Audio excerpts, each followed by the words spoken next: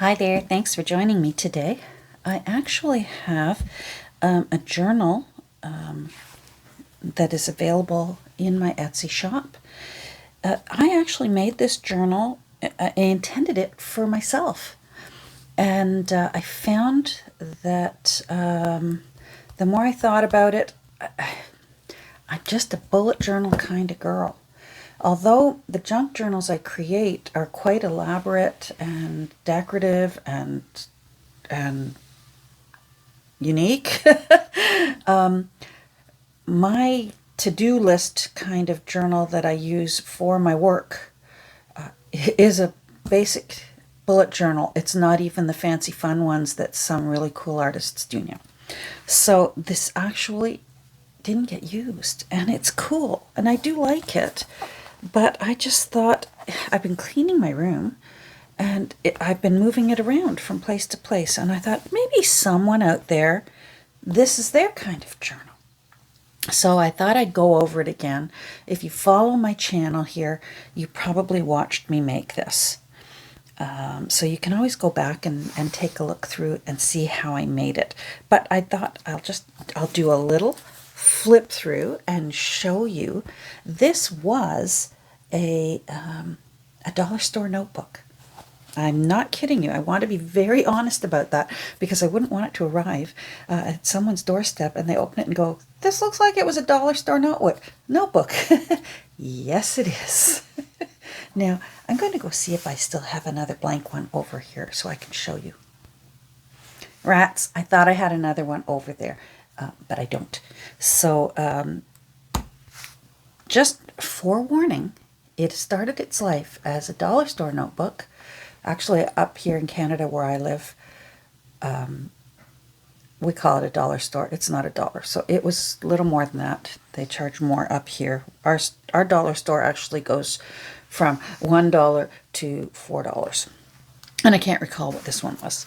So you'll see here, I actually recovered the cover with, I used an old file folder. So front and back, and you can tell here, because I left that on to show you, to be evident that it was a file folder. And I sewed around the edges. I kind of wanted it to have a luggage kind of look. And so the front and the back have sewing on them. I added this old poster from a movie called Let's Be Ritzy that I found in a booklet on, I forget what year it was. It was one of those booklets that you could give to someone for their birthday, and it was all the news that was happening for the year they were born. So whatever year this movie came out, that's where I got it from. But I sealed it, and I added little photo corners to it, vintage photo corners. And I love how that looks, and I love that they're sitting on a suitcase, and that I think I achieved this kind of looking like an old piece of luggage. So the back could still be collaged on by you if you wanted to continue sort of a travel theme on it. I think that would be fun. I initially thought that that's what I would do with it, but it needs to go to a home where it can fulfill its destiny. So one thing I did here, it's got a latch here with just a basic elastic band, and I wanted a long enough one so that if it got full from things being glued in, this would accommodate, like it would do a lot of stretching. I've made the journal plate out of actually a drawer pull. Oh, hold on. It would go like that. So if you've ever seen antique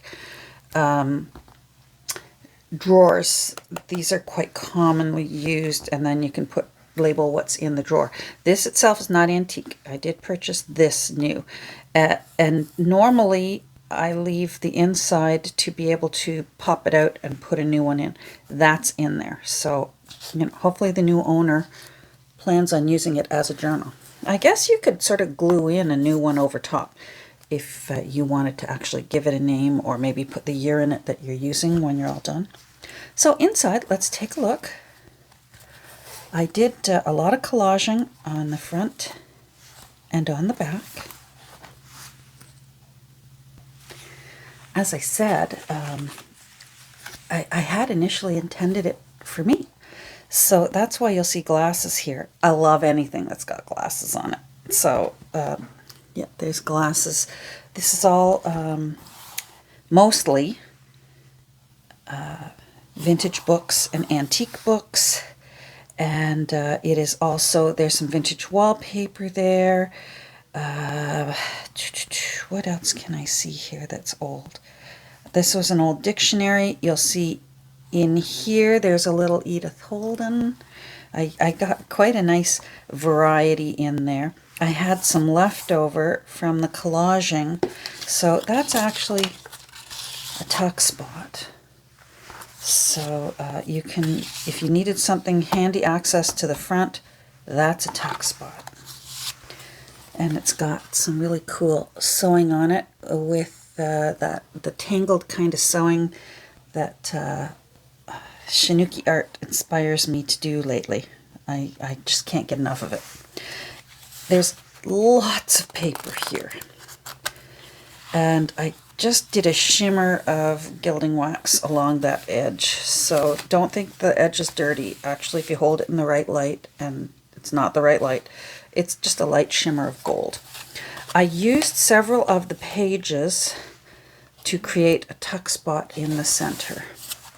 So, and it's big because I gusseted it. It's got a fold there called a gusset, and that means you'll be able to put a lot of loose things in there if you need it just in a quick, oh, I've got something, I don't want to lose that.